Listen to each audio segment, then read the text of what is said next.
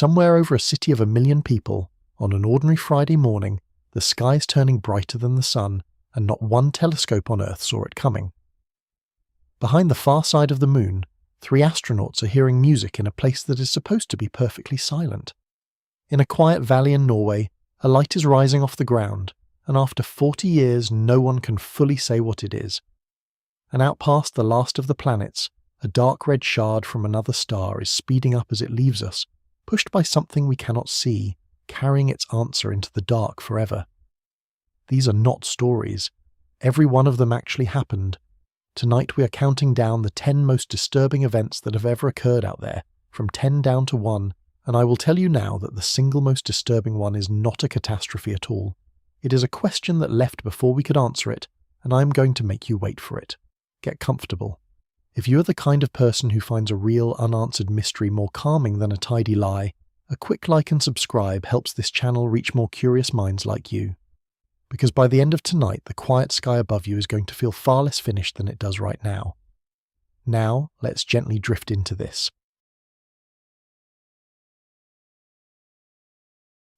There is a valley in central Norway where the sky does not behave. It is a narrow, quiet place, walls of dark rock and pine rising on either side, a river threading the bottom, a scattering of farmhouses with their lights off by 10. On an ordinary winter night there is almost nothing to see there but stars and the cold, and then, without warning, a light appears low over the valley floor. Not a star, not a plane. A soft, glowing shape, sometimes white, sometimes a deep yellow, once in a while a bruised red, hanging in the air where nothing should hang. It drifts, it stops, it brightens until it throws faint shadows, and then it simply goes out, as though someone has closed a hand around it. And the strangest part is not that it happened once. The strangest part is that it has been happening in that same small valley for more than 40 years. The place is called Hessdalen, and it is where we begin, because it sets the pattern for everything that follows tonight. This is not a story about a single frightening night. It is a story about a phenomenon that is real, that has been photographed, that has been measured by serious scientists with serious instruments, and that still, after 4 decades, does not have one clean answer. Hold on to that combination, because you're going to meet it again and again as we count down. A real thing, a careful measurement, and a question mark that refuses to go away. The lights began drawing attention in the last months of 1981. At first it was just the people who lived there, the farmers and their families, watching strange glows move along the valley at night and telling each other about them the way people always have, quietly, half embarrassed. But this was not a light or 2 a year. At the peak, between 1981 and 1984, the residents of Hessdalen were reporting these lights as often as 15 to 20 times in a single week. That is not a legend. That is a schedule. Something was happening in that valley almost nightly, often enough that you could plan to go and look and have a decent chance of seeing it for yourself. When a mystery repeats on that kind of timetable, it stops being a ghost story and starts being a research opportunity. And in 1984, that is exactly what it became. A scientific field investigation called Project Hessdalen was set up in the valley, and it has been running, in one form or another, ever since. Cameras were installed, radar, magnetometers to measure the magnetic field, spectrometers to break the light apart into its colours and read what it was made of. This is the part that separates Hessdalen from the 1,000 vague tales of lights in the sky that never survive a second look. People pointed instruments at it, on purpose, for years, and the lights kept coming, less often now, a handful of times a year rather than 15 times a week, but often enough that the cameras still catch them. So imagine for a moment what that is actually like. You're a scientist. You have driven out to a cold valley in the middle of Norway with a van full of equipment, and you are standing in the dark, breath-fogging, waiting. And then it comes. A light rises off the valley floor and your instruments swing to follow it, and the data starts pouring in. Real numbers, real spectra. You're not looking at a story anymore. You're looking at a reading. And when you take that reading home and study it, you find that it is genuinely strange, and that it does not match any single thing you already understand. Now, here is where the honesty comes in, because Astrosphere is not in the business of pretending a mystery is deeper than it is. There are real, grounded scientific explanations on the table for the Hessdalen lights, and several of them are probably part of the truth. The valley is rich in metals and minerals. One idea is that the lights are clouds of ionized dust, or plasma, glowing the way a gas glows in a neon tube when it carries an electric charge. Another points to the specific chemistry of the rock, suggesting that dust containing a metal called scandium, or other metallic particles, could be burning or reacting in the air. Another proposal is stranger and more elegant, that the valley itself acts a little like a giant battery, its sulfur and iron and its running river setting up weak electrical currents in the ground that discharge into the air. And another still points to stress on the crystalline, quartz-bearing rock deep in the valley walls, which can generate electric charge when it is squeezed, an effect you can produce yourself in a cheap lighter. Notice something about that list. Every explanation on it is ordinary. Dust, rock, charge, chemistry. There is nothing supernatural in any of it, nothing that requires visitors from anywhere. And yet, after 40 years and all those instruments, no single one of those explanations has been confirmed as the whole answer. The most likely truth is that Hessdalen is not one phenomenon at all, but several, a valley that happens to have a handful of rare natural mechanisms all overlapping in the same cold, quiet place, producing lights that look like one thing but are really a small committee of causes working together, and that right there is why this belongs at number 10 and not off the list entirely. It is the gentlest entry we have tonight. Nobody was hurt. Nothing threatened anyone. The lights are, if anything, beautiful, soft glows drifting over a sleeping valley. But sit with what it means that we cannot fully close the file. Here is a phenomenon that repeats on an almost predictable schedule, in a fixed location, in full view of scientific equipment built specifically to catch it, and the honest state of our knowledge is still, probably the rocks, probably the air, probably several ordinary things at once, but not quite settled. If we cannot fully explain a light in a valley we can drive to, park beneath, and monitor for 40 years, it should make you wonder, just a little, about how settled the rest of the sky really is. Because that is the quiet thread running under this entire countdown. We tend to assume that the strange things are strange because they are far away, or because they happened long ago, or because no one was really watching. Hessdalen breaks that assumption on the very first step. It is close. It is ongoing. It is watched more carefully than almost any other unexplained phenomenon on Earth, and it still keeps a little of itself back. There is a particular feeling that comes over people who spend time in that valley waiting for the lights. They describe it not as fear, exactly, but as a kind of alertness, the sense of standing at the edge of something that is behaving according to rules you can almost, but not quite, name. You know it is natural, you know there is a mechanism, and still, when the light lifts off the valley floor and hangs there, glowing, patient, and then quietly winks out, something older than reason in you leans forward and pays attention. That leaning forward, that sharpened attention at the edge of the explainable, is the feeling this whole video is built around. Hessdalen is where you first feel it, softly, in a cold Norwegian valley under a sky that will not quite tell you everything. It is worth slowing down on what the instruments in that valley have actually seen over the decades, because the specifics are stranger than the summary.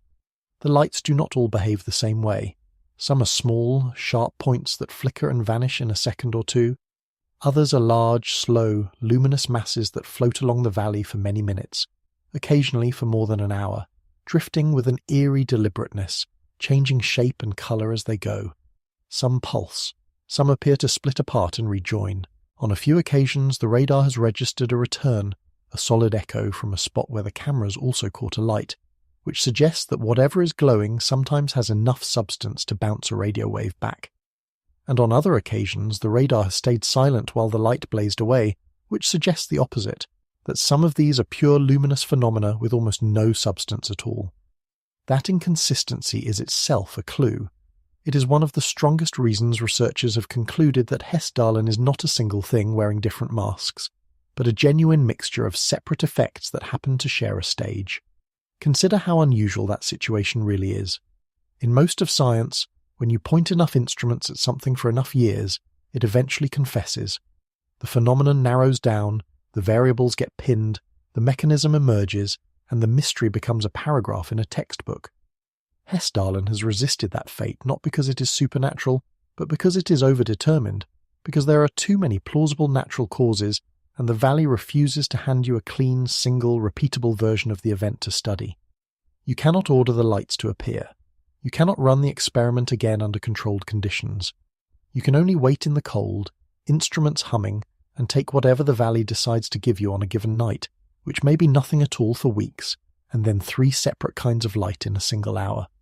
It is science conducted at the mercy of the subject, and the subject is patient and quiet and in no hurry to explain itself. And there is something almost tender in the fact that people keep going back. For 40 years, researchers and students and curious travellers have driven out to that valley, set up their equipment in the dark and waited, not because they expect visitors from another world, but because they cannot stand to leave a real, repeating, measurable mystery unsolved on their own planet, in a place they can walk to. That impulse, the refusal to let an unexplained thing simply remain unexplained, is one of the finest things about our species, and it is the same impulse that will carry us up this entire list tonight, from a valley in Norway all the way out past the planets. Hessdalen is where you see that impulse in its gentlest form, aimed at its gentlest target and still coming up, after 4 decades, just slightly short of a full answer. Keep that feeling. Because the lights over Hessdalen are the safest thing we will look at tonight. From here, the ground begins very slowly to tilt. The next place we are going is far darker, far more silent and far more alone, because the next people to hear something they could not explain were not standing safely in a valley on Earth. They were 250,000 miles away, on the hidden side of the moon, cut off from the entire human species, and their headsets had just started to sing. There is a line on the moon that no radio can cross. It runs down the far edge of the near side, the boundary between the face we can see and the face we never do, and the moment a spacecraft slips past it, Earth disappears. Not fades, disappears. The whole planet, every antenna, every voice, every person you have ever known, is suddenly on the other side of a world 2,000 miles thick, and there is nothing you can do to reach through it. For a little while, until your orbit carries you back around, you're more completely cut off than any human being has ever been. And it was there, in that silence, in May of 1969, that 3 astronauts heard music. The mission was Apollo 10. It has always lived in the shadow of Apollo 11, and that is a shame because what Apollo 10 did was extraordinary. 2 months before the first landing, it flew the entire mission as a dress rehearsal, all the way to the moon and into orbit around it, taking the lunar module down to within a few miles of the surface before pulling back. On board were 3 men, Thomas Stafford, John Young, and Gene Cernan, and part of their job was to fly around the far side into that radio shadow, again and again, testing everything the landing crews would soon depend on. On one of those passes, with Earth blotted out behind the moon and the crew talking to no one but each other, a sound came into their headsets, a whistling, warbling tone rising and falling, unlike the ordinary hiss and crackle of their equipment. Cernan later called it outer space-type music. It was not a beep or a click. It had a quality to it, an eerie, wavering, almost melodic character, and it filled the channel for close to an hour while they were behind the moon, in the one place where they were absolutely certain no one on Earth was broadcasting to them. Listen to how they reacted, because it tells you everything. These were not nervous men. These were test pilots, some of the most disciplined, least superstitious people who have ever lived, hand-selected for their ability to stay calm while sitting on top of a rocket. And on the transcripts of that flight, you can hear them puzzling over the sound, turning it over, and finally one of them says, more or less, that it is really weird, that it sounds like music, and that nobody's going to believe them. Think about what it takes to make a man like that say, out loud, that nobody will believe him. He is not frightened exactly, but he has just heard something that does not fit, in the one place where he thought nothing could reach him, and some part of him already knows how it will sound when he tries to explain it later. Those recordings did not become public for a long time. They were tucked away in the archives and only declassified around 2008, and they did not really catch fire in the public imagination until they were aired again in 2016, at which point the story exploded exactly the way you would expect. Astronauts. The far side of the moon. Strange music where there should be silence. It is a perfect ghost story, and for a while it was told as one. But here is the address of this particular ghost. The explanation is radio interference, and it is a genuinely elegant one. Apollo 10 was the first mission in history to bring 2 separate spacecraft to the moon and fly them apart in lunar orbit. There was the command module, where the crew would ride home, and there was the lunar module, the spidery lander, and each of these vehicles carried its own VHF radio so they could talk to each other while they manoeuvred. 2 radios, of similar design, operating close together in the same patch of space around the moon for the first time ever. When 2 radios like that get near each other, and their signals overlap in just the wrong way, they interfere, and that interference can produce exactly the kind of warbling, whistling tone the crew described. It was the 2 spacecraft's own radios, singing to each other across the gap, and we know this explanation holds because it happened again to someone who was ready for it. On Apollo 11, while Neil Armstrong and Buzz Aldrin were down on the surface making history, Michael Collins stayed behind, alone, orbiting the moon in the command module. He too passed into the radio shadow of the far side, more alone than the 2 men walking on the ground below him, and he too heard it, an eerie woo-woo sound in his headset. But Collins had been warned. The engineers had told him ahead of time that the interference might show up, and he wrote later, in his own memoir, a line that is worth remembering. That had he not been warned about it, it would have scared the hell out of him. That single sentence is the whole reason this event earns its place, even fully explained. Because strip the explanation away and look again at the raw situation. 3 men, and later a 4th, became the first humans in all of history to be completely severed from their own species. Not far from home, not out of sight of home, but physically walled off from it by the body of another world. No radio, no voices, nothing but each other, or in Collins's case, nothing but himself, drifting through the dark over a landscape no human eye had ever seen in person until days before. That is a kind of solitude the human mind was never built to hold. And into that solitude, in a place they had been told was perfectly silent, came a sound with a shape to it, a wavering, patient, almost deliberate tone that none of them could immediately place. Put yourself there for a moment. You're in the command module and the moon has just swallowed the Earth. The window shows you nothing but the grey cratered ground sliding past below and the hard black above it, blacker than any night sky you have ever seen, because there is no air to soften it. The radio to home has gone dead in the ordinary way, the way you were told it would, and you're not worried. Not yet. And then the whistling starts.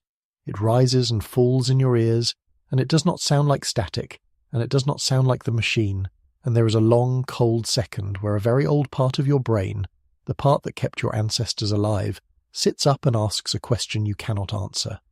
What else is out here? You know, intellectually, that you are alone.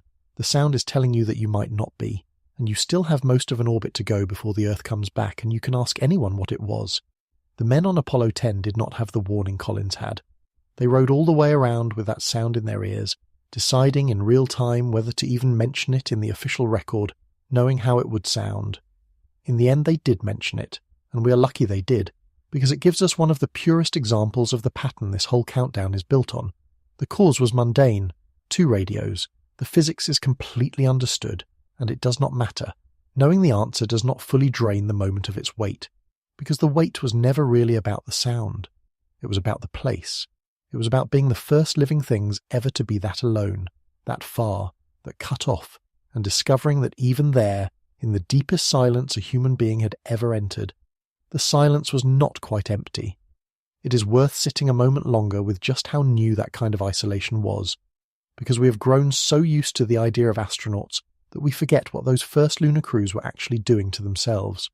For the entire history of life on Earth, every living thing had existed within reach of the planet, bathed in its signals, held inside its sphere. No creature had ever been placed on the far side of a solid world from home, cut off by millions of tons of rock, out of contact with every other member of its kind.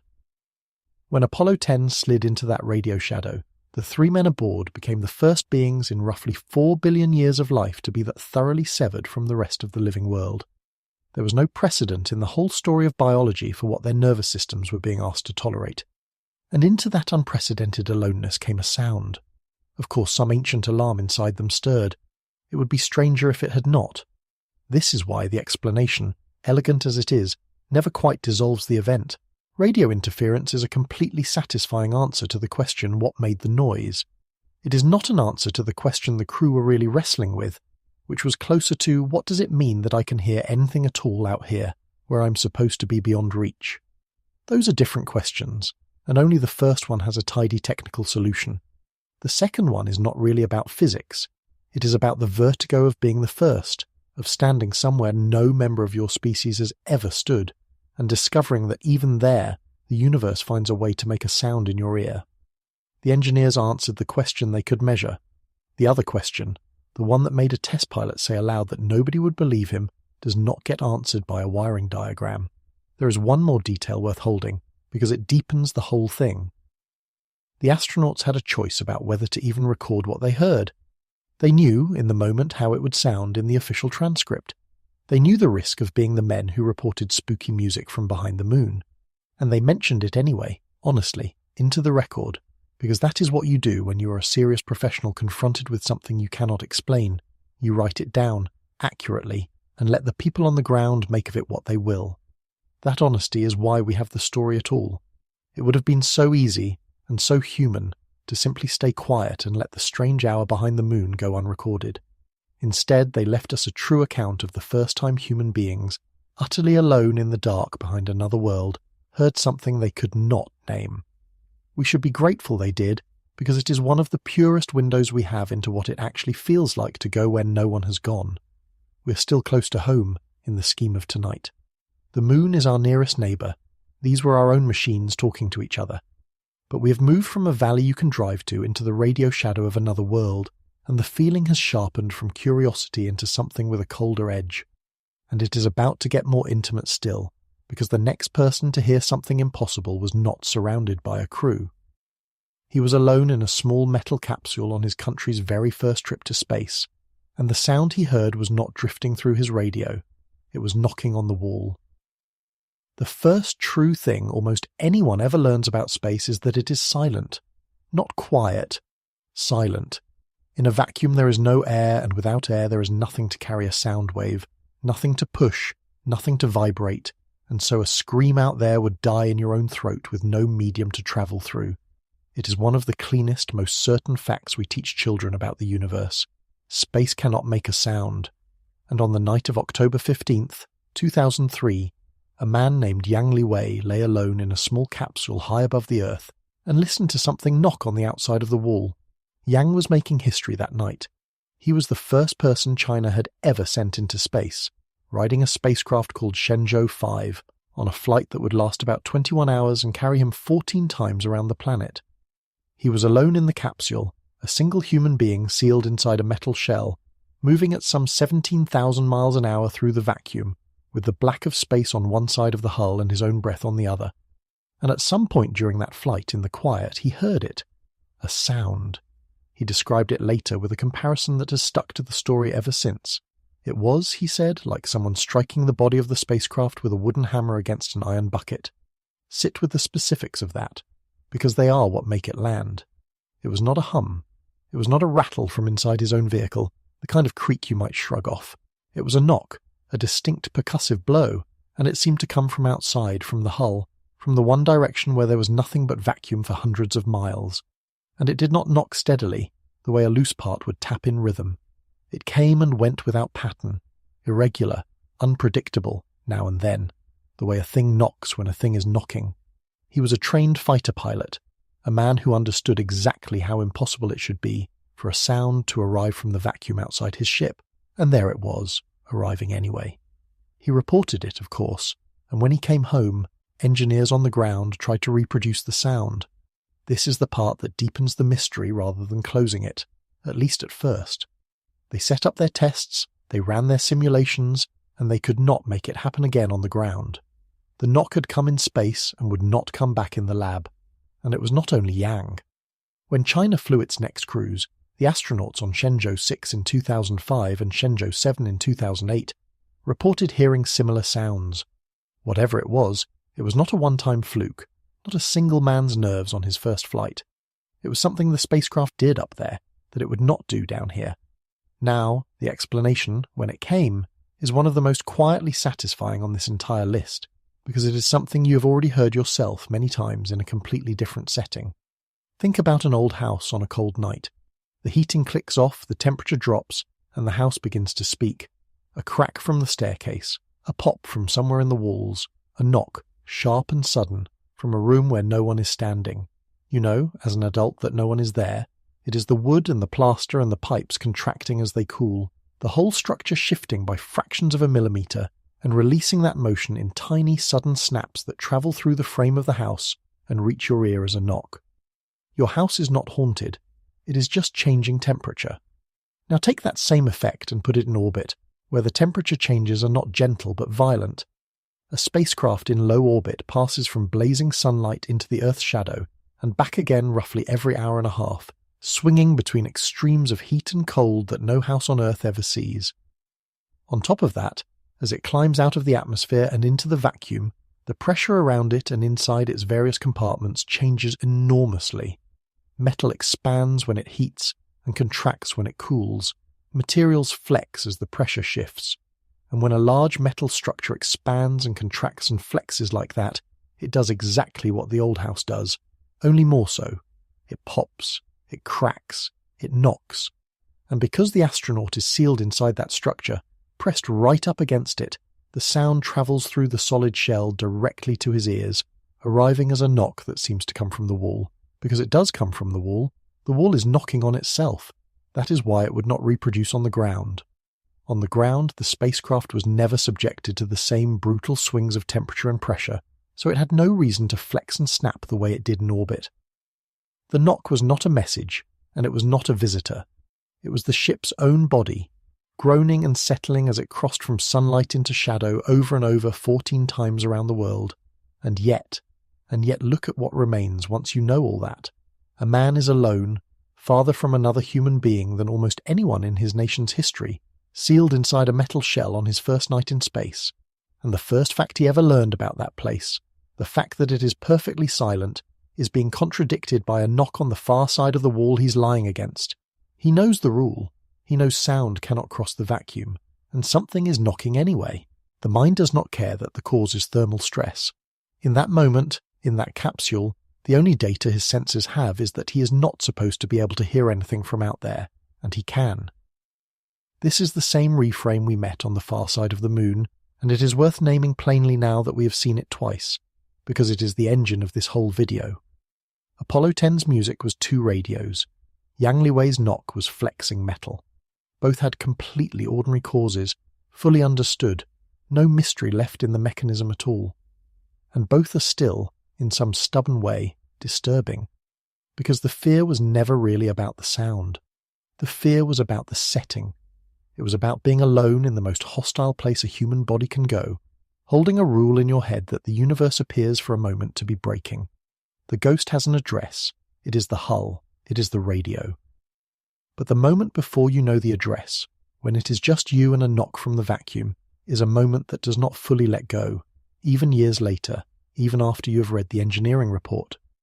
There is a reason the knock, specifically, gets under the skin in a way that a hum or a rattle would not, and it is worth naming because it tells you something about how the human mind is built. A knock is a social sound. It is the sound of an agent, a someone, requesting entry. When you hear a knock at your door, your brain does not first consider air pressure and vibration. It leaps instantly to a person on the other side, a will, an intention. That reflex is ancient and it is deep, and it does not switch off just because you happen to be in orbit. So when Yang Liwei heard a knock, not a groan, not a creak, but a knock, from the far side of a wall with nothing but vacuum behind it, the oldest wiring in his brain delivered a message that his training knew to be impossible. Someone is out there, and they want in. The knowledge that it was thermal stress lives in the front of the mind. The knock speaks directly to the back of it, the part that kept our ancestors alive by treating every unexplained sound as a possible predator, and that part does not read engineering reports. And notice how the universe arranged, almost cruelly, for the explanation to be invisible in the moment. The flexing of the hull is silent to look at. Metal contracting by a fraction of a millimetre shows nothing. There is no motion the eye can catch, no visible cause to point to and be reassured by. Yang could look all around the inside of his small capsule and see nothing moving, nothing wrong, every panel and instrument sitting exactly where it should, and still hear the knock arriving from outside. The cause was real and physical and completely understood, and it was also completely hidden from him, which is the worst possible combination for a mind trying to stay calm. a visible cause you can dismiss, an invisible one you can only endure. He endured it alone for hours on the first night his nation ever spent in space, and then he came home and told the truth about it, which is why we can tell the truth about it now. The engineers, for their part, were not troubled for long, and their calm is instructive. To them, a spacecraft that pops and knocks as it crosses from sunlight into shadow is not a horror. It is a structure doing exactly what physics says a structure should do under those thermal loads. The knock was not a warning that something had gone wrong. In a strange way, it was a sign that everything was working, that the materials were flexing and settling within their tolerances, absorbing the brutal temperature swings of orbit the way they were designed to. What terrified the man inside was, to the people who built the ship, simply the sound of the ship being a ship. That gap between the astronaut's dread and the engineer's shrug is the whole lesson of the first act of this list, and we are about to leave it behind. We have done something on these first 3 steps that I want you to notice. We started with lights in a valley you could visit. We moved to a sound in the radio shadow of the moon. And now we have arrived at a knock on the hull of a ship in the vacuum itself, each one lonelier and more physically impossible feeling than the last, and each one, in the end, explained. That is the shape of the early list. Real events, real fear, ordinary causes. But the list does not stay this kind, because the next thing we look at was not a sound at all, and it did not happen to one frightened person in a capsule. It happened to an entire star, in full view of everyone, and for a while, the best scientist on Earth could not rule out the possibility that we were watching something that had been built. 1,470 light-years from where you are lying right now, there is a star that should be utterly unremarkable.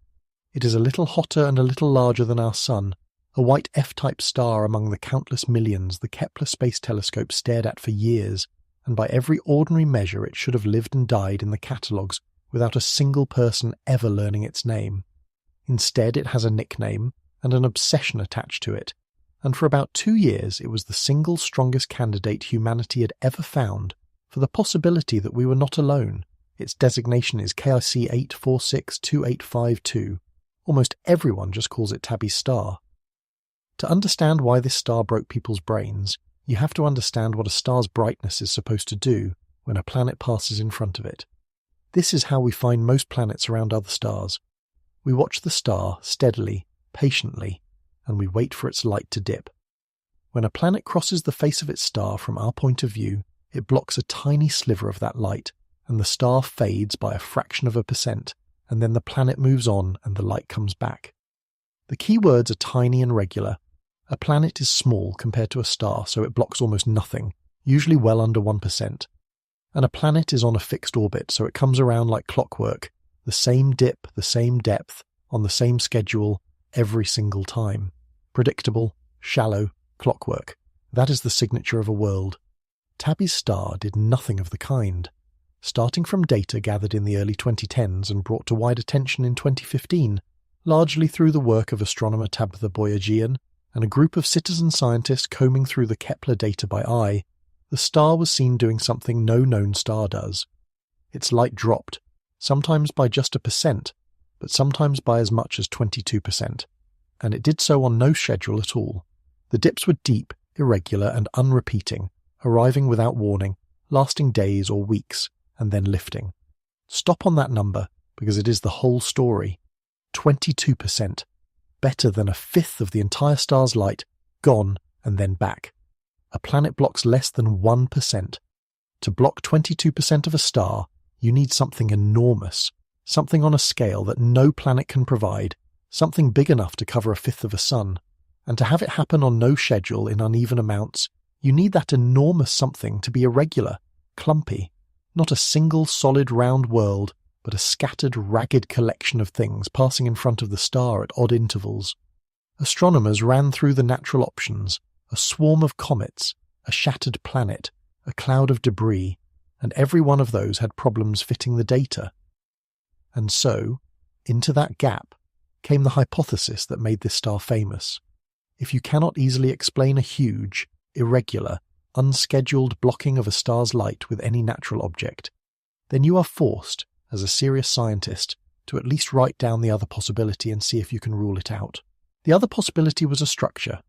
Specifically, the idea floated seriously by astronomer Jason Wright, and others was that we might be looking at the early stages of a partial Dyson swarm, an enormous array of panels or collectors built by an advanced civilization around its star to harvest its energy, an artificial megastructure so vast that as it orbited, it blocked a fifth of the starlight in ragged, uneven amounts.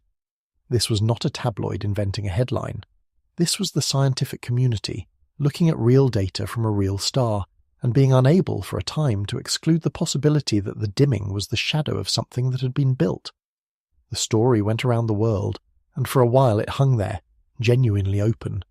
Telescopes turned toward the star. Programs listened to it for radio signals. And this is the part I want you to feel, because it is rare, and it is real. For roughly 2 years, the honest scientific position on a specific point of light in the sky was that we could not yet rule out the possibility that we were watching the works of another civilization. Not a rumour, not a fringe claim. The measured, careful, mainstream position was, we do not know what this is, and one of the things we cannot currently exclude is that it is artificial. Humanity has spent its whole existence wondering whether anyone else is out there, and for 2 years the answer to that oldest of questions had a candidate with a name, and then the star gave itself away through one beautiful, quiet detail. As the observations piled up, astronomers looked not just at how much the star dimmed, but at what colours dimmed, and they found that when Tabby's star faded, it faded more in blue light than in red light. That single fact broke the megastructure open, because a solid object, a panel, a wall, a built thing, would block all colours of light equally. If you put an opaque screen in front of a star, red, blue, every wavelength, dims by the same amount, because a solid object does not care about colour, but dust does. Fine dust scatters and blocks blue light more strongly than red, which is the same basic physics that makes our own sunsets red as the light passes through more air. Tabby's star was dimming in a way that a solid structure cannot, and that a cloud of fine dust does. The blocking thing was not built, it was dust. The picture that emerged through 2017 and 2018, and that later work has continued to refine, is of an uneven cloud of dust and fine debris orbiting the star, with material on something like a 700-day orbit, passing in front of it in ragged, clumpy amounts that produce exactly the deep, irregular, unscheduled dips we saw. More recent studies have gone on sketching out the shape of that ring or cloud in more detail. The mystery, in the end, had an address, and the address was dust. But do not let the answer rush past you, because the point of this entry is not the dust. The point is those 2 years. Think about what it actually means that the data genuinely allowed the other answer for that long.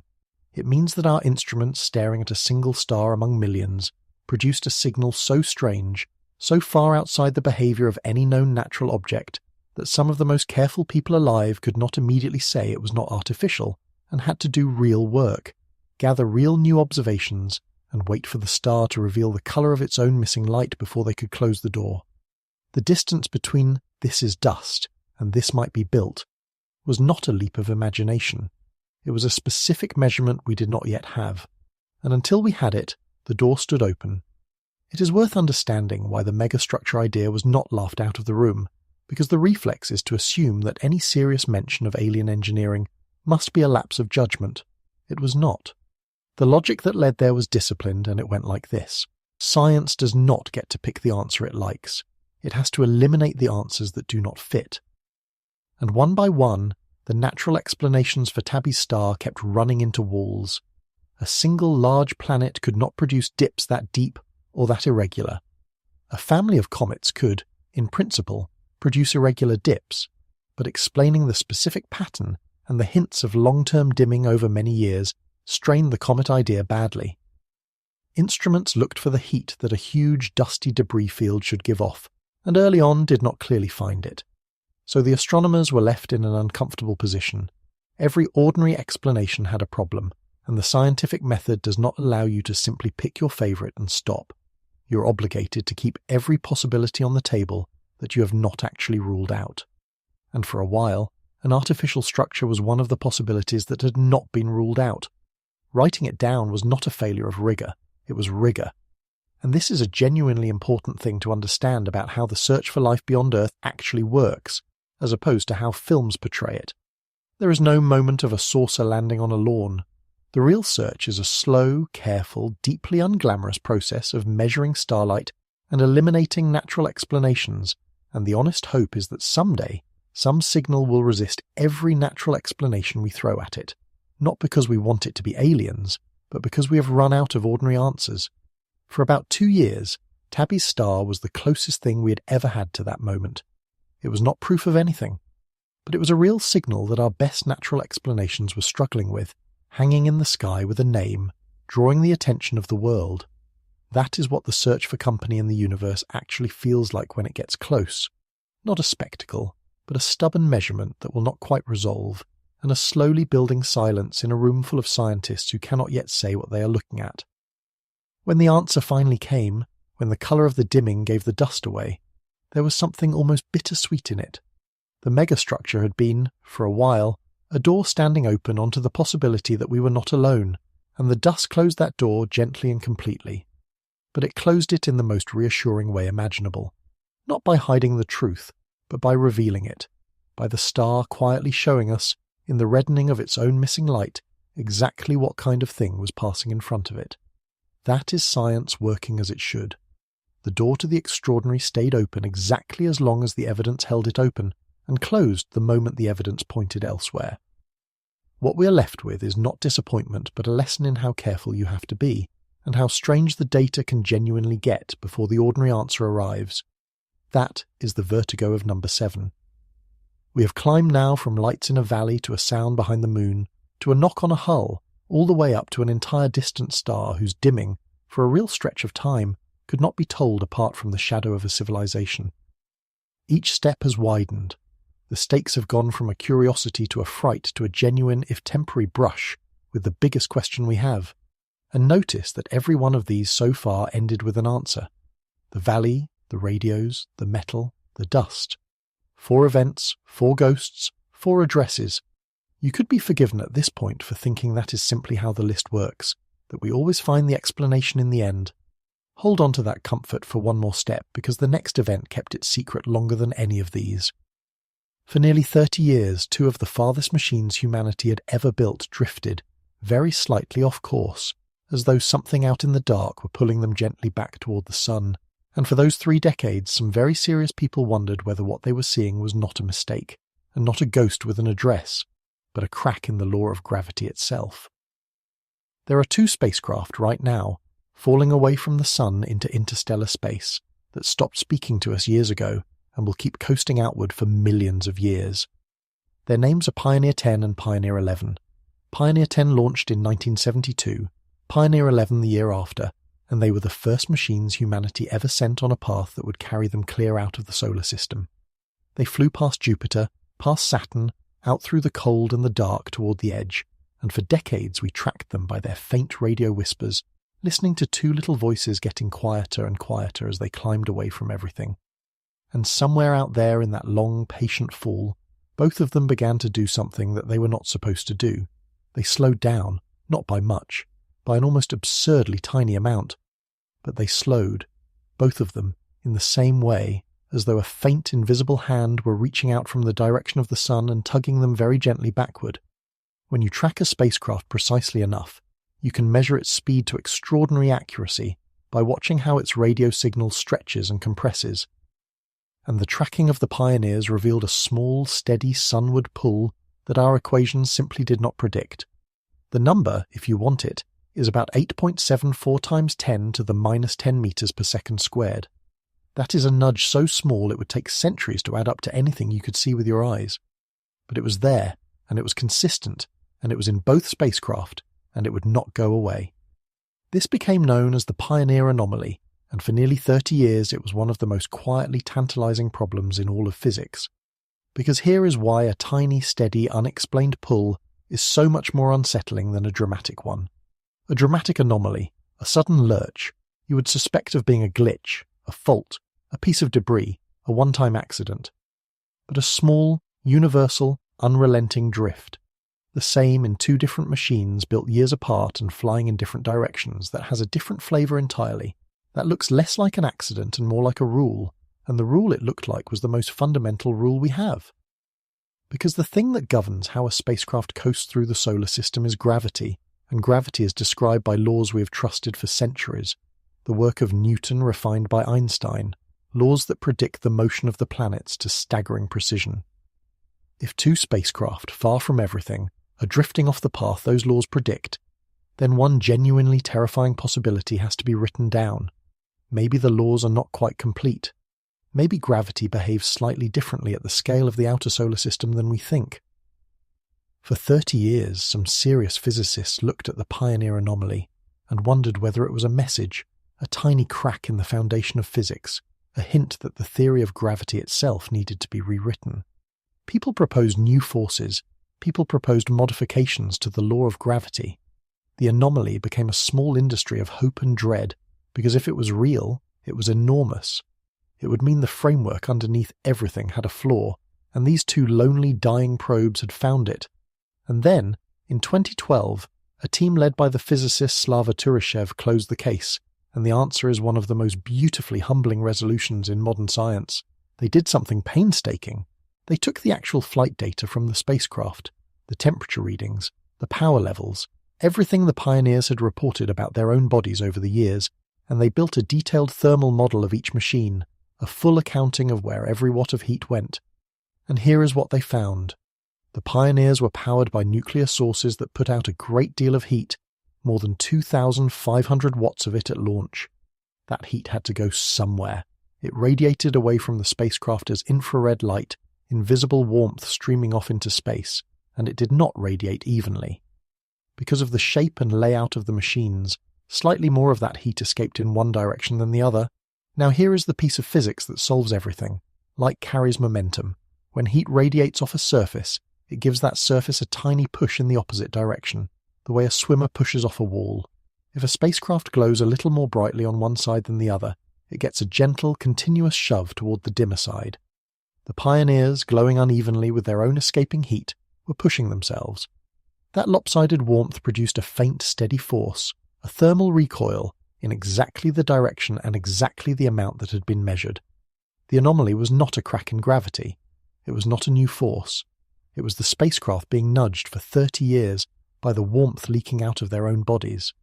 Let that settle, because it is the perfect note on which to pause and look back at where we have been. For 3 decades, the most precise tracking data we had on our farthest machines was consistent with the possibility that the law of gravity was wrong, and when the reassurance finally came, it did not come in the form of the readings were a mistake. The readings were perfectly real. The drift was exactly as measured. The reassurance was stranger and quieter than that. The universe was fine, the law was intact, and the entire surprise had been hiding inside the spacecraft the whole time, in the warmth of their own machinery, too subtle for us to account for until we modelled every watt. And notice one more thing about the Pioneer story before we move on, because it quietly connects to everything else tonight. The anomaly was only ever detectable because we were tracking those probes with almost unbelievable precision, measuring an acceleration so faint that it would take a century to shift them a noticeable distance. That level of precision is a fairly recent human achievement. 100 years ago, we could not have noticed the drift at all. The probes would simply have gone where they went, and no one would ever have known anything was odd. The anomaly, in other words, did not appear because the universe changed. It appeared because our instruments got sharp enough to catch a whisper of physics that had always been there. This is the pattern hiding underneath the whole first half of the list, and it is worth carrying into the second half. Again and again, the disturbing thing is not that the universe started behaving strangely. It is that we finally became precise enough to see how strange it had been all along, and then had to spend years figuring out whether the strangeness was in the cosmos or in ourselves. With the pioneers, it was in ourselves, in our own machines. That will not always be the answer, so let us stop here, at the halfway point, and take a breath, because we have just watched something happen 5 times in a row, and it is worth saying out loud before we go on. A valley of lights, music behind the moon, a knock in the vacuum, a star that dimmed like a megastructure, 2 probes that drifted like broken physics, 5 events, 5 moments when careful people stared at a real measurement and could not, for a while, explain it. And in every single case, the ghost turned out to have an address: the rocks and the air, the 2 radios, the flexing metal, the dust, the escaping heat. Every time the mystery was real, The fear was real, and the cause in the end was ordinary. If that were the whole story, tonight would be a comforting video. The universe throws us a puzzle, we sweat over it, and eventually we solve it and go home reassured. There is a lesson buried in the way the Pioneer anomaly was solved, and it is a lesson worth carrying because it says something hopeful about how we come to know things. The people who cracked it did not do it with a grand new theory or a dramatic discovery. They did it with patience and humility. They went back to the boring data, the temperatures and the power readings the spacecraft had been dutifully reporting for decades, the numbers nobody had bothered to model in full detail because they seemed too mundane to matter. And in that mundane, overlooked data, the entire answer was waiting. The universe had not been hiding the solution in some exotic corner of physics. It had been sitting in plain sight the whole time, in the heat budget of 2 aging probes, and all it took to find it was someone willing to do the unglamorous work of accounting for every single watt. That should reframe how you feel about an unexplained thing. When we hit a genuine anomaly, there is always a temptation to leap immediately to the most exciting possible explanation, to hope that we have found a crack in the foundations, a doorway to new physics, a revolution. Sometimes, rarely, that hope pays off. That is how real revolutions in science have happened. But far more often, the anomaly turns out to be something subtle and ordinary that we simply had not modelled carefully enough, and the honest scientist has to be willing to accept that quieter answer when the evidence points to it. For 30 years, the Pioneer anomaly held out the thrilling possibility that gravity itself was broken, and the discipline of science was to keep chasing the boring explanation until the boring explanation won, and then to accept it gracefully, even though the exciting one would have made a far better story. The probes were pushing themselves with their own warmth. It is not a revolution. It is better than a revolution. It is the truth. And there is a strange poignancy in the specific answer. These 2 machines, launched in the early 1970s, had long since gone dark and silent, their power sources fading, their signals lost, coasting on forever into the emptiness beyond the planets. And the very thing that had made them drift, that faint, mysterious, decades-long tug, turned out to be the warmth of their own dying bodies leaking out into the cold. They were being nudged, all that time, not by some unknown force in the dark, but by the last of their own heat radiating away, a final fading exhalation of the machines pushing gently back against the void as they fell into it. There is something almost human in that image, and it is a fitting place to leave the first half of tonight's list, with 2 of our farthest creations drifting into the dark, pushed by the warmth going out of them. But I told you at the start that the ground was going to tilt, and this is where it tilts. Because the first half of this list was made of mysteries, things we did not understand and then came to understand. The second half is made of something else. From here on, the events do not get less frightening once you understand them. Some of them get more frightening. Because the things we are about to look at are not puzzles waiting for an answer. A few of them are fully understood already, and are disturbing precisely because we understand them. And one of them, the one waiting at the very top, we will never fully understand at all, because the thing that caused it is already gone. So the comfort of the first half, the reliable arrival of the explanation, I need you to set it down now. It does not carry across the midpoint. The next thing we look at did not knock politely on a hull or dim a distant star. It came screaming out of the daytime sky over a city of more than 1 million people, and the first warning anyone on Earth received was the light of it, already overhead. At 9:16 in the morning on February 15th, 2013, the sky over the Russian city of Chelyabinsk turned brighter than the sun. People on their way to work, children already in their classrooms, drivers stopped at lights, all looked up at the same instant to see a searing white streak tearing across the blue, trailing a column of smoke, casting hard shadows that swung across the snow as it moved. For a few seconds, it was the most spectacular thing any of them had ever seen. And then, because no one understood yet what was coming, they did the most natural thing in the world. They walked to their windows to get a better look. What had entered the sky over Chelyabinsk was an asteroid about 20 meters across, roughly the size of a small apartment building, moving at something like 19 kilometers every second. That is not a number the human mind holds easily, so anchor it, about 11 or 12 miles per second, fast enough to cross the length of a city between one heartbeat and the next. It slammed into the upper atmosphere, and the air in front of it could not get out of the way fast enough. When something moves that fast, the air ahead of it compresses and heats to thousands of degrees, and the rock, for all its size, cannot survive the stress. At an altitude of somewhere between 23 and 30 kilometers up, it detonated. Not a crash, an airburst, an explosion in the sky, releasing the energy of roughly 400 to 500 kilotons of TNT. To give that a shape you can feel, it was around 30 times the energy of the bomb that destroyed Hiroshima, released all at once, high over a city of more than 1 million people. Here is the part that turns spectacle into cruelty. Light travels almost instantly, but sound and shock waves do not. So the flash reached Chelyabinsk immediately, brilliant and silent, and for a stretch of 2 or 3 long minutes, nothing else happened. The streak faded.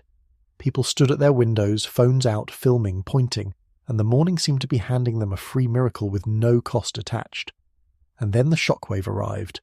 The blast that had gone off high in the sky finally reached the ground as a wall of pressure, and it hit the city all at once, blowing in windows across an entire region, buckling doors, cracking walls, damaging around 7,200 buildings across 6 cities, and the glass.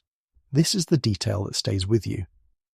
About 1,500 people were hurt that morning, sent to hospitals and clinics, and the great majority of them were injured not by fire, not by falling debris from the sky, but by glass, their own windows, the windows they had walked up to because a light had appeared in the sky, and every human instinct told them to go and look. They were standing right in front of the glass when the shockwave shattered it inward, and it cut them. The most human reaction imaginable, curiosity, the exact same impulse that has you watching this right now, is what put 1,000 people in the path of the flying glass. Now let me put you there, in the seconds before, because those seconds are the whole point. You're standing in a classroom in Chelyabinsk, or an office, or your own kitchen. The window in front of you is just filled with a light brighter than any morning you have ever seen. A hard white glare that throws your shadow sharp against the far wall. It is beautiful, and it is enormous, and it is completely silent. You step toward the glass. Everyone around you steps toward the glass. There is no siren, no alert, no voice on the radio, nothing, because nothing on earth told anyone this was coming. You are simply a person at a window on an ordinary Friday, watching the sky do something impossible, and you have no idea that a wall of pressure is already racing toward you across the miles, seconds away, aimed at the very glass you're standing behind. That gap between the light and the blast, between wonder and injury, is the most disturbing few seconds on this list so far, and it happened to a whole city at once. But the true horror of Chelyabinsk is not the blast. It is the word undetected. Not a single telescope on Earth saw that rock before it arrived. Not one. There was no warning of any kind, not hours, not minutes, because part of what made this object invisible is that it came in from the direction of the sun, hidden in the glare, in the one blind spot our watchers cannot see through. It announced itself with its own light, overhead, already exploding. Humanity has telescopes scanning the sky for dangerous objects, and they are genuinely good, but they are built and tuned to find the true civilization enders, the objects 100 meters and larger, the ones that could end a species. A 20-meter rock is small enough to slip beneath that net.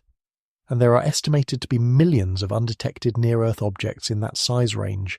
City window-shattering rocks, drifting on orbits we have never charted, any one of which could arrive over any city on any morning with exactly the warning Chelyabinsk got, which is to say, none at all.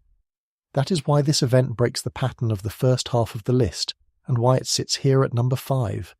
The events before this were mysteries. This one is not a mystery at all. We understand asteroids completely. We know exactly what happened over Chelyabinsk, why it exploded where it did, why the glass cut the people who went to the windows. There is no ghost here and no address to find, because nothing about the physics is unexplained. And that is precisely what makes it worse. The knock on the hull was frightening until you understood it, and then it was fine. Chelyabinsk is frightening because you understand it. Knowing exactly how it worked does not drain a drop of dread from it, because the knowledge does not change the fact that it happened without warning, and can happen again tomorrow. There is a deeper unease in the detection problem than just the fact that we missed one, and it is worth naming plainly. We tend to imagine that our knowledge of the sky is essentially complete, that between all the world's telescopes we have the neighbourhood mapped, that if something dangerous were coming, someone would know. Chelyabinsk quietly demolished that assumption in a single morning. It showed that an object large enough to injure over 1,000 people could approach the most watched planet in the universe, cross the last stretch of space between it and us, and enter the atmosphere over a major city with precisely zero prior detection by anyone, anywhere. Not a late warning, not a scramble, nothing. The first any human being knew of it was the light, and the reason is not that we were careless that day. It is that the sky is genuinely enormous, these objects are genuinely dark and small, and our coverage of the smaller ones is genuinely structurally incomplete. We are getting better at it every year, building new survey telescopes designed to close exactly this gap. But on that February morning, the gap was wide open, and something walked right through it.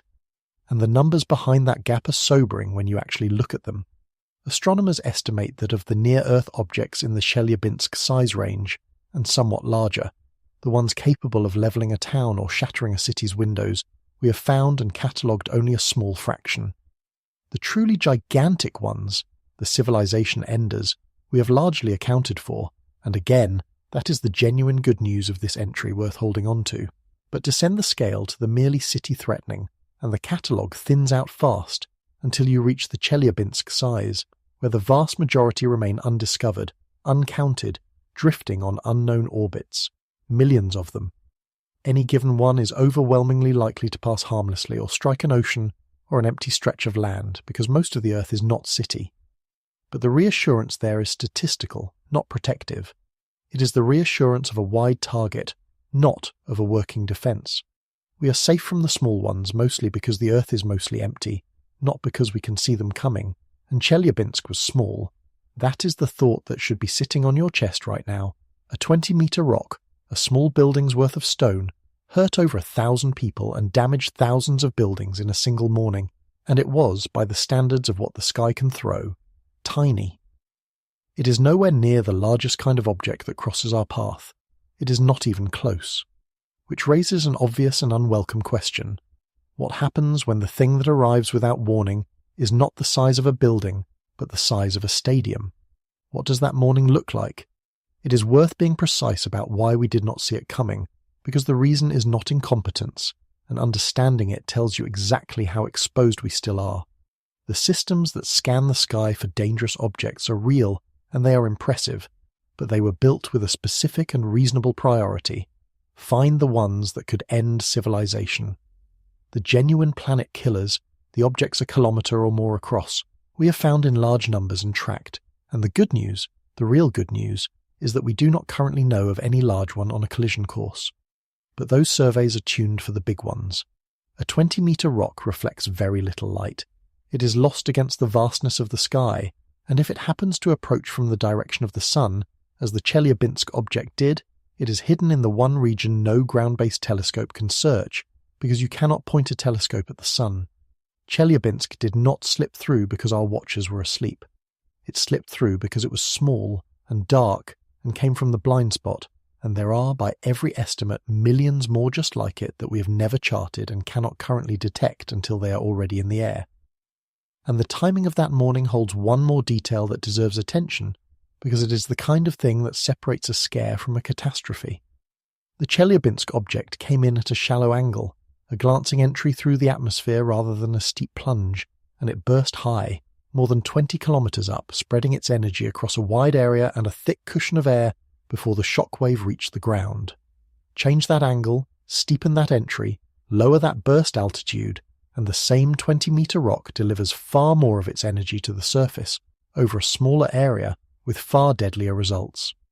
The city got the gentler version of its own disaster, and the gentler version still shattered windows across 6 cities and hurt 1,500 people. That is the part that should stay with you. What happened over Chelyabinsk was, by the standards of what that same object could have done, close to a best case. It was a small rock, entering at a forgiving angle, bursting high, and it was still one of the most frightening mornings a modern city has ever had. There is a photograph problem too that makes these events uniquely modern. Chelyabinsk was the first major impact event of the age of the dashboard camera and the smartphone, which means it was captured from 1,000 angles, the searing light, the smoke trail, the delayed boom, the screaming and the shattering glass, all of it recorded and shared within hours. For the first time in history, the whole world got to watch, in high definition, exactly what it looks and sounds like when the sky hits a city without warning. And what it looks like is not a movie. It is ordinary streets, ordinary traffic, ordinary people going to work, and then a light, and a pause, and then the glass. That ordinariness is the horror. It did not happen to a special place or a special day. It happened to a Friday. We do not have to imagine it, and that is the worst part, because it has already happened, in the modern era, on this planet, within living memory of people whose grandparents are still alive.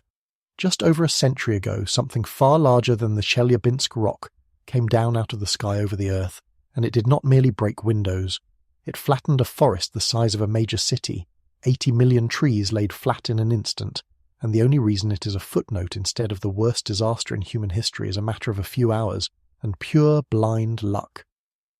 Just after 7 in the morning on June 30th, 1908, in a stretch of Siberian forest so remote that almost no one lived there, the sky split open. A column of blue-white light described by the few witnesses as brighter than the sun and moving across the sky ended in a flash and a heat so intense that a man sitting on his porch at a trading post some 40 miles away was thrown from his chair and felt as though his shirt were on fire. Then came the sound, a series of enormous concussions rolling across the taiga, and a wind that knocked people off their feet and rattled windows hundreds of miles from the centre. Whatever had happened out there in the empty forest had happened on a scale that the human beings scattered around its edges had no framework to understand. What they had witnessed, from the outside, was the largest cosmic impact event in recorded history. The object was most likely a stony asteroid somewhere around 50 to 60 metres across, several times larger than the rock that would one day burst over Chelyabinsk. Like the Chelyabinsk object, it never actually reached the ground.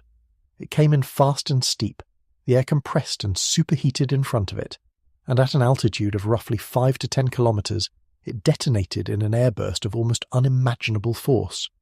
The energy estimates vary, but they run from around 3 megatons to as high as 15 megatons of TNT, hundreds of times the power of the Chelyabinsk blast, and hundreds of times the power of the first atomic bombs.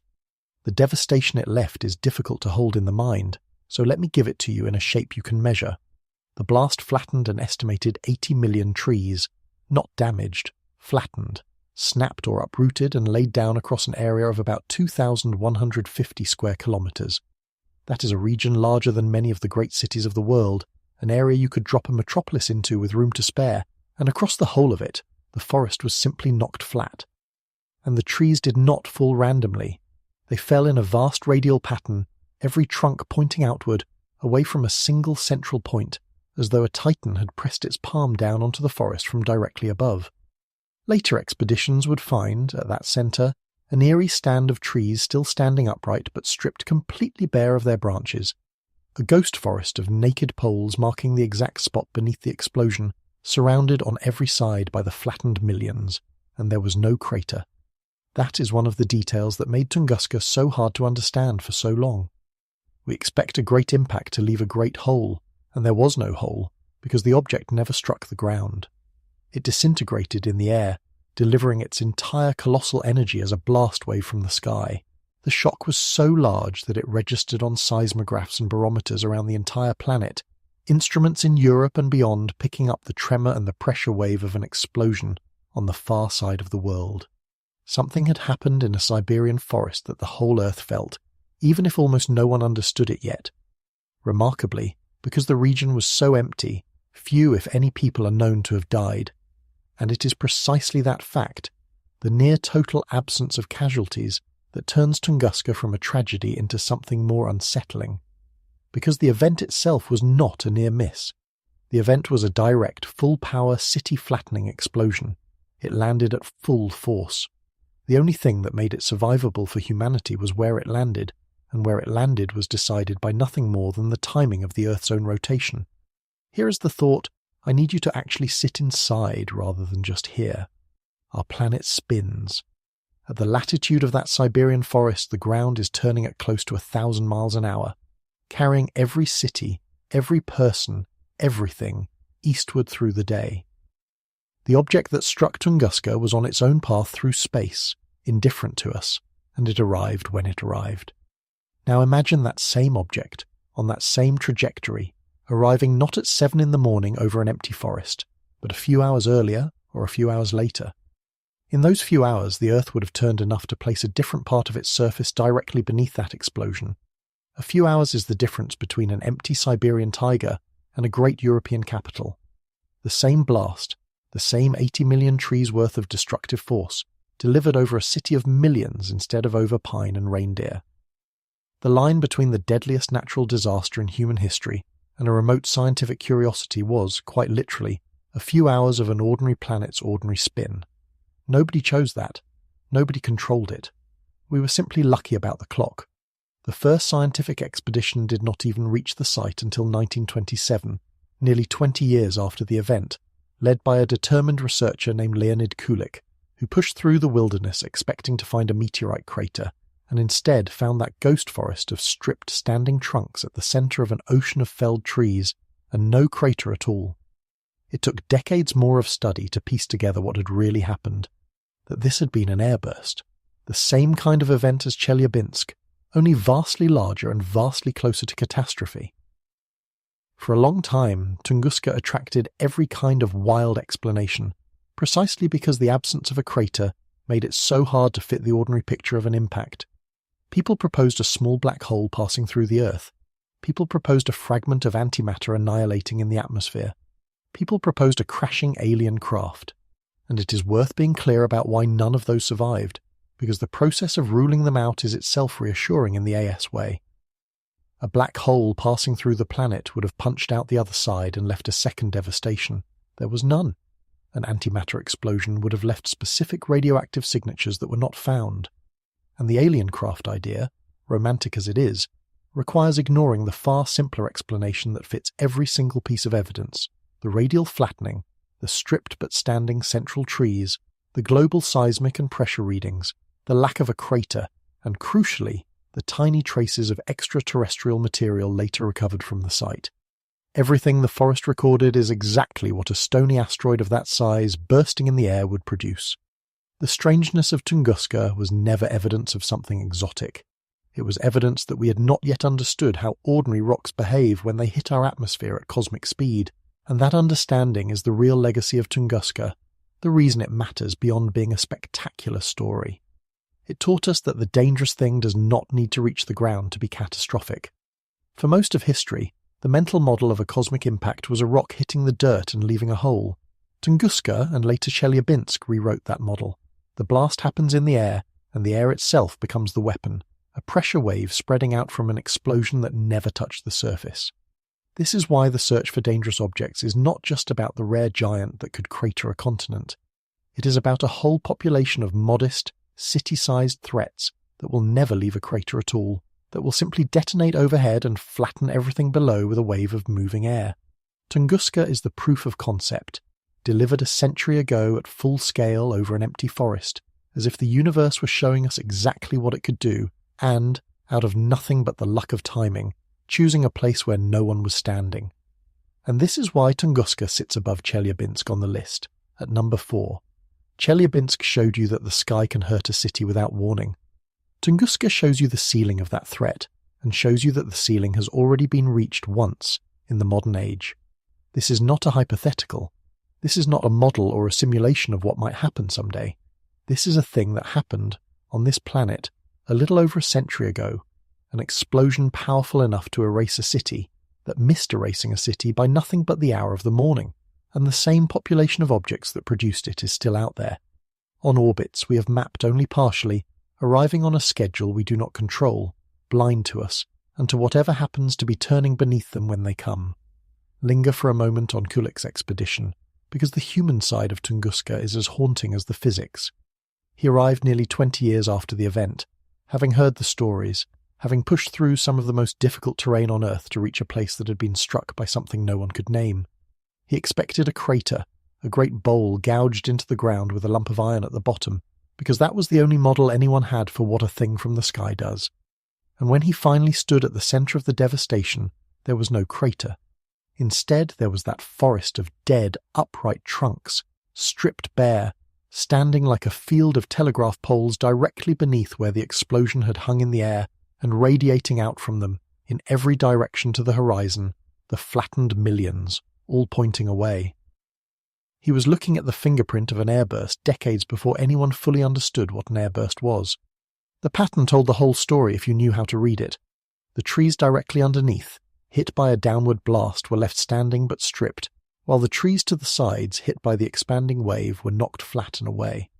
The forest itself had recorded the geometry of its own destruction, and it had been waiting 20 years for someone to come and read it. It is worth understanding just how thin the difference is between Tunguska as a footnote and Tunguska as the worst day in human history, because the numbers make it vivid. The Earth rotates once every 24 hours. In the roughly 4 minutes it takes the planet to turn 1 degree, a point on the surface at those latitudes moves many, many miles. The great cities of Europe sit only a few hours of rotation to the west of that Siberian forest. So the object that struck Tunguska missed a major population centre, not by some vast cosmic margin, not by veering off across the solar system, but by arriving during the specific slice of the day when an empty forest, rather than a capital, happened to be turning into its path. Had it come a few hours later, the same explosion, the same 80 million trees worth of force, would have detonated over a city full of people who, like the citizens of Chelyabinsk a century later, would have had no warning at all, only a light in the sky, and then the end of everything. Millions of lives rode on the hour of the morning. Nobody arranged that. It was pure, blind, mechanical luck, the indifferent turning of a planet, and that is the thought Tunguska leaves you with, the one that makes it more than a historical curiosity. It proves that the largest kind of impact this list has described is not a hypothetical waiting somewhere in the deep future. It is a thing that has already happened, once, in the modern era, on this world, and was survivable for humanity only because of where the planet happened to be pointing when it arrived. The same population of objects that produced it is still out there, still crossing our path on orbits we have mapped only in part, and the next one will arrive, as this one did, on a schedule we do not set and cannot see, over whatever part of the turning Earth happens to be beneath it. Last time it was a forest. That was luck, and luck is not a defence. So we have moved, across these 2 entries, from the eerie to the genuinely dangerous, from ghosts with addresses to threats that are fully understood and frightening because of it. But the events so far, even the deadly ones, have at least been clean. A rock, a blast, a flattened forest.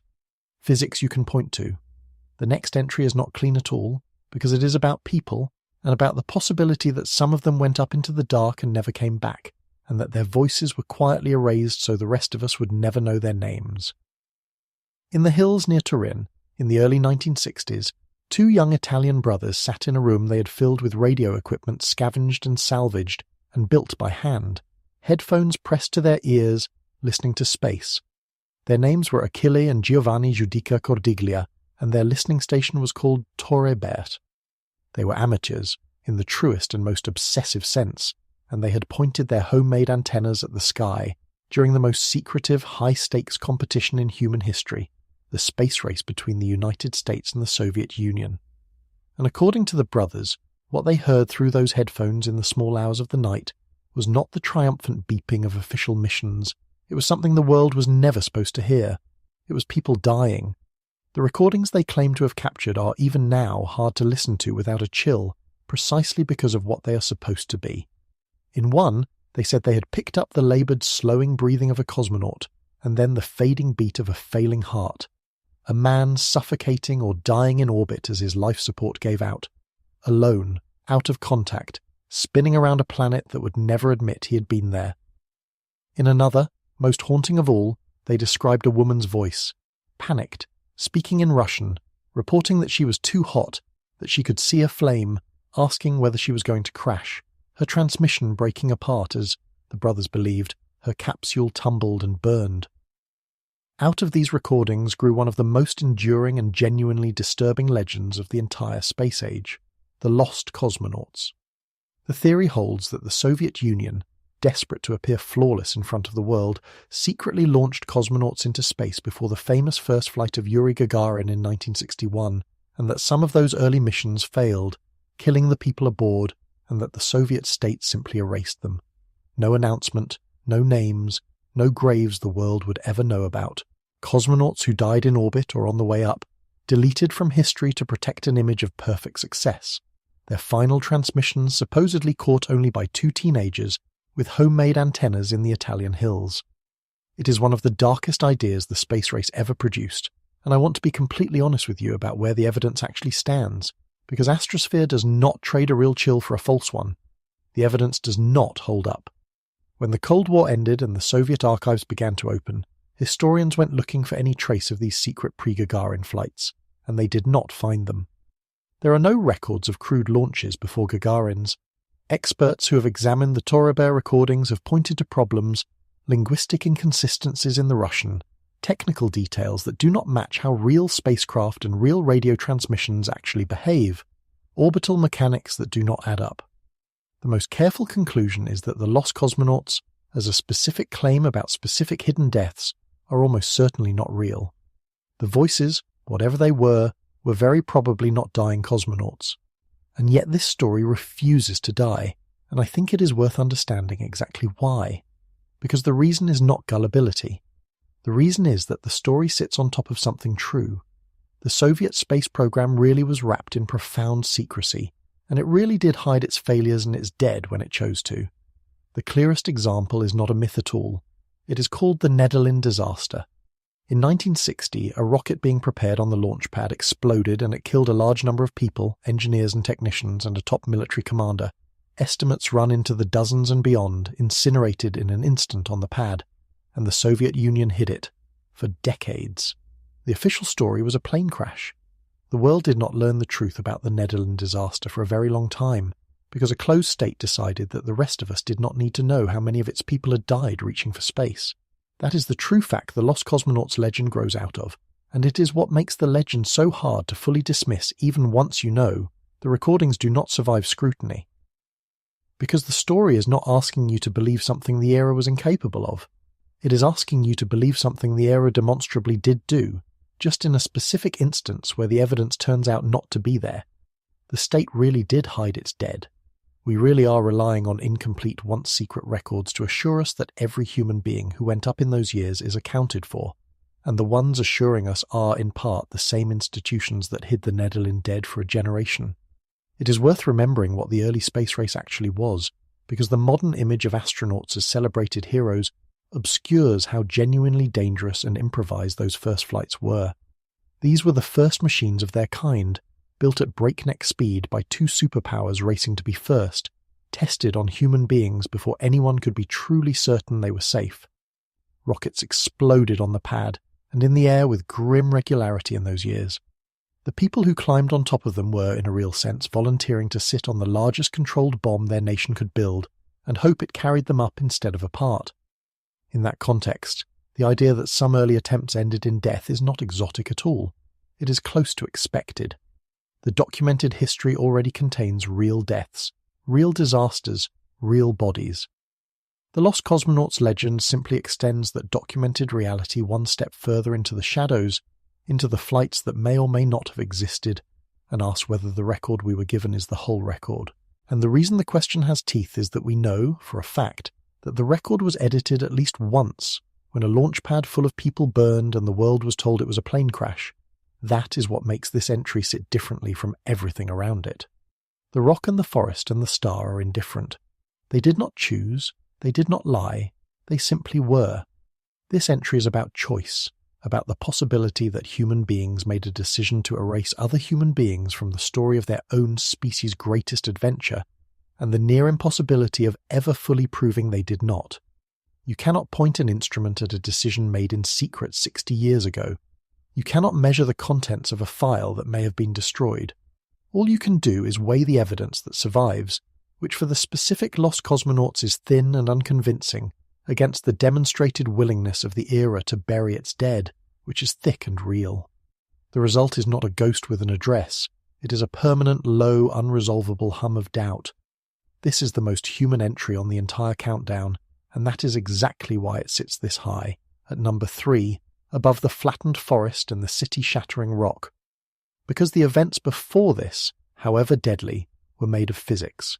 A blast wave does not have a name. A dust cloud does not leave a family behind.